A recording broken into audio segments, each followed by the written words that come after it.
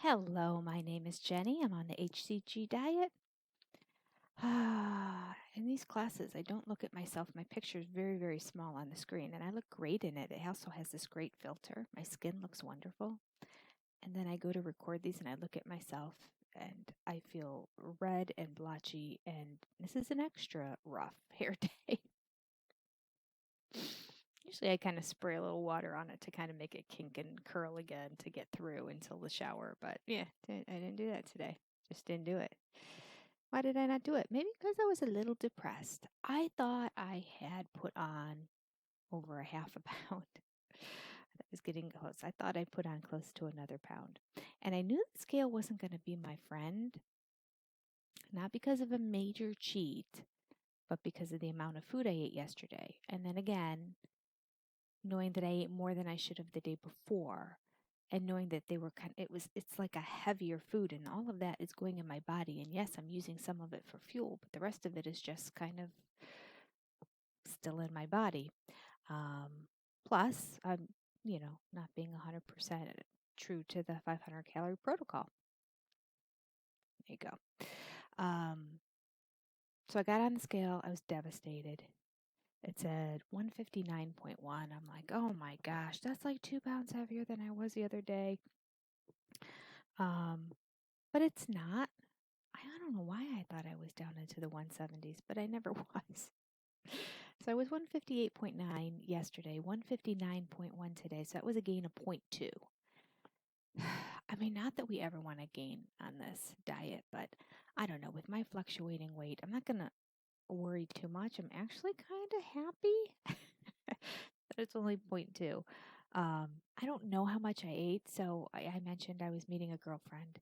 I did. I went to Panera. I got the vegetable soup, really low in calories. And I want to say it's under 200 calories for that bowl of vegetable soup that they have there. I'm pretty sure it's like 190 something or something like that. I did a whole diet on what to eat at Panera. A whole diet. I did a whole video on what to eat at Panera.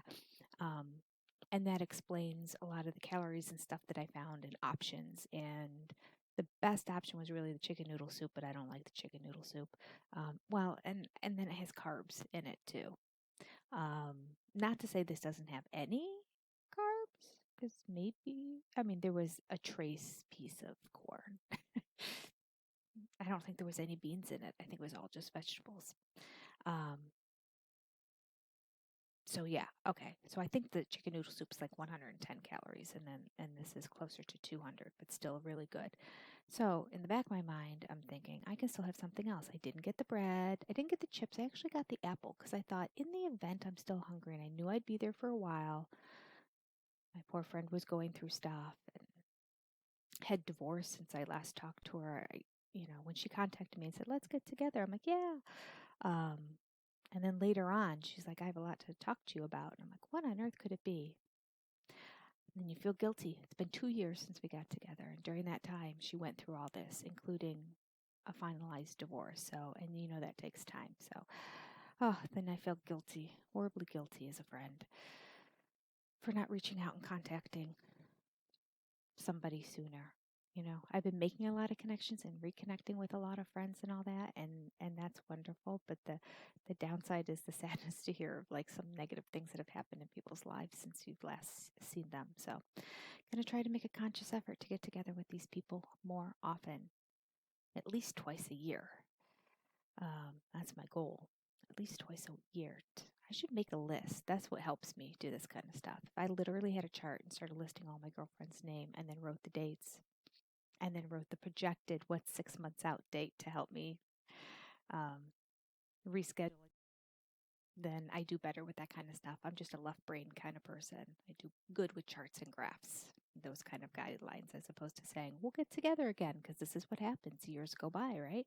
All right. So, anyway, neither here nor there. I was at Panera. I had the bowl soup and that was good. I ended up bringing the apple home. I didn't eat it, and that's partly because we were both talking so much that it just seems like a rude kind of food to eat while you're talking, especially when there's something serious and heavy that's going down. So I was there for 3 hours. I came home and my husband had taken the crock pot back out and he was reheating it again.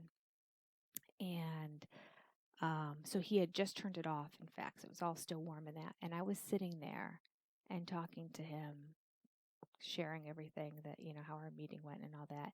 And I was picking away at it, which is gross. I mean, I shouldn't even admit that I did that out loud because I just kept picking, but, it's just me.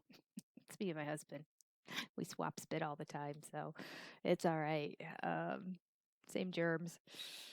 We're not feeding it to anybody else. My son won't even eat the stuff, so it's so good though. So I'm grabbing pieces of chicken and just eating and eating and eating. I mean, we spoke for over an hour, and I realized at the end that I was still reaching in and grabbing tiny little pieces of chicken and eating it. I don't know how much I ate. A lot. But it gets worse because now a few hours go by, I take a nap, I wake up, I teach an hour or two of classes at night, and I'm wide awake. Yeah, you know what I'm going to say, don't you? I went and got another bowl, ate a bowl of it, totally enjoyed it, and the whole time kept thinking, I'm going to regret this tomorrow, I'm going to regret this tomorrow. I wonder what the scale would have said if I wouldn't have gotten that other bowl. I had to have been at least 0.1 of weight right there. How great would it have been to go through a day like that and only gain 0.1? Or be at a stall even. I had the potential of doing really well yesterday. But that being said, I'm not going to beat myself up because I could have been much worse. The entire time I'm eating that stuff in the kitchen, there's a loaf of the wonderful, soft, freshly baked Italian bread from Walmart, which if you haven't seen my previous videos, you know is one of my weaknesses. Walmart sells those fresh. They bake them fresh every day. Loaves of bread, $1. That's what they cost, $1. Best deal on the planet. And my husband actually got the chicken at Walmart again because we weren't going to Costco. It's a huge package like this big that was frozen chicken breasts. Can't remember how much it cost, but it was 5.5 pounds in there. A lot. Okay. So this is what we're going to do today. I have a class that didn't get booked, and so I really need to get to this protocol because I have to get back to class. Today we're going to talk about massage. Isn't that interesting? I was very fascinated by what I'm about to read. And it's a little bit lengthier, but I think you'll find it all interesting. Just in general for massage information. So here we go. Let's get started. Massage. The protocol says, I never allow any kind of massage during treatment. It is entirely unnecessary and merely disturbs a very delicate process which is going on in the tissues. Few indeed are the masseurs and masseuses who can resist the temptation to knead and hammer abnormal fat deposits. In the course of rapid reduction, it is sometimes possible to pick up a fold of skin which has not yet had time to adjust itself. All right, so you're losing weight, so you end up with like a fold of like skin here. And he's basically saying hands off that. Okay, let me get back to the protocol.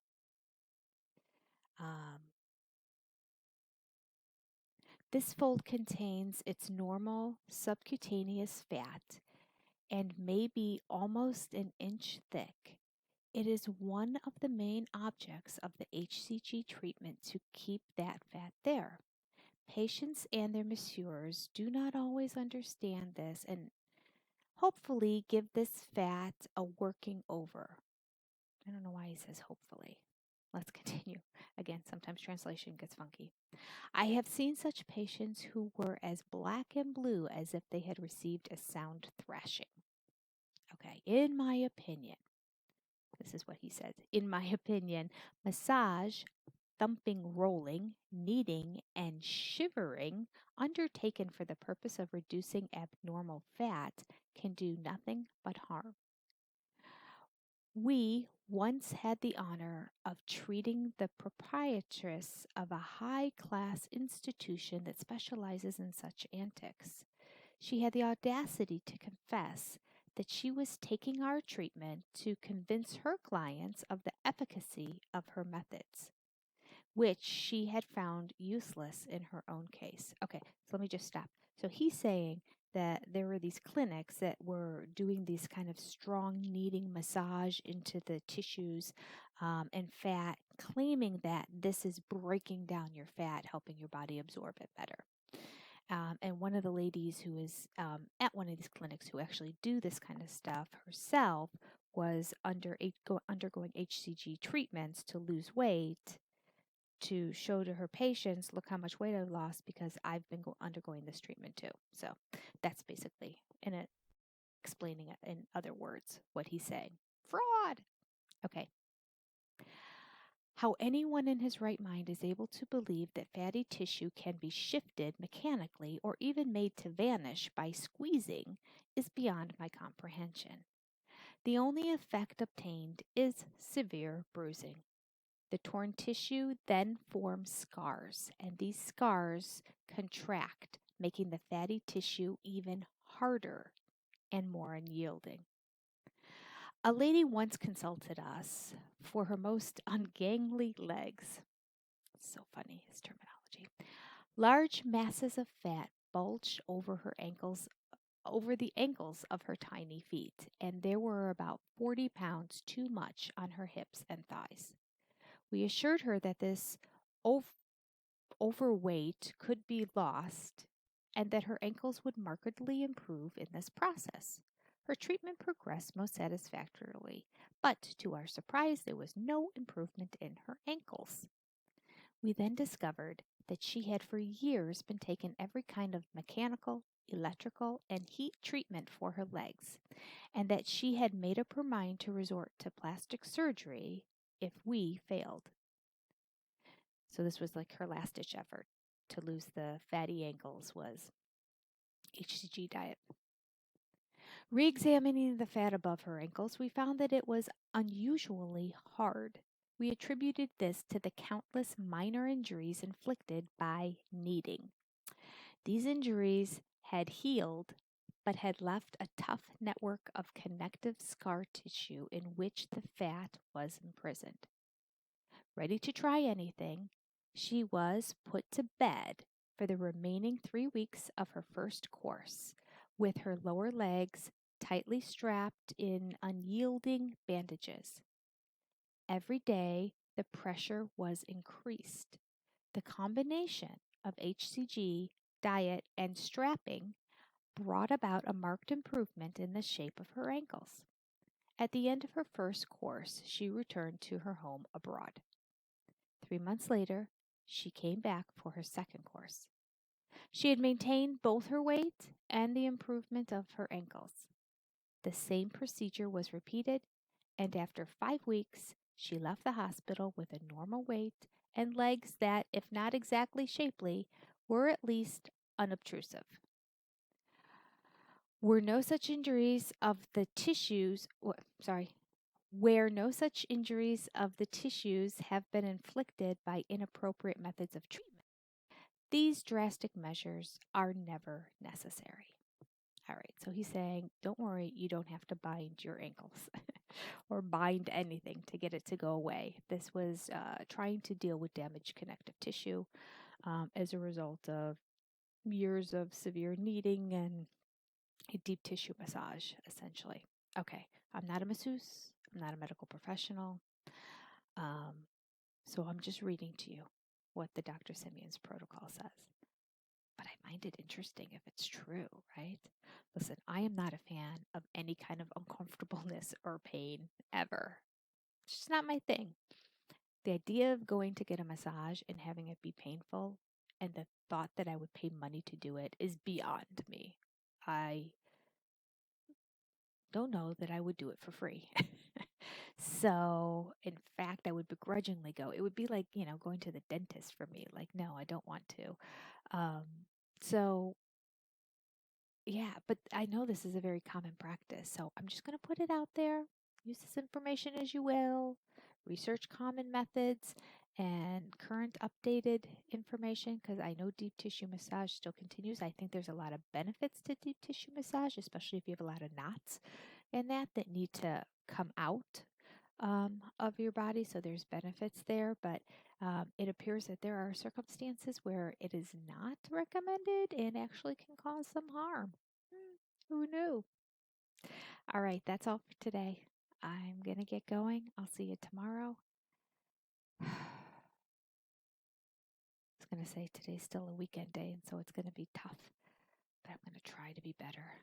I'm going to try to be better. I wasn't terrible, but I'll still try to be better. My life is going to be a weekend. My boys are home for 3 weeks in this house because there's people. So hopefully I can see weekdays as weekdays and I find like some other structure that I normally do on weekdays. And I can get my brain to continue to think of them as normal weekdays where I usually eat really well. And then the weekends are not a falling off the wagon necessarily, but overeating is usually what happens. I should figure out a way to kind of weigh what I'm eating so I have a better idea. That's what I'll do today. That'll make me feel better about it. I'll weigh it. There you go. I've solved my problem because I'm sure I'm going to have more of the chicken stuff. It's so good. All right. Love to y'all. Stay on the diet. Good luck to you, and I'll see you tomorrow. Goodbye, everybody.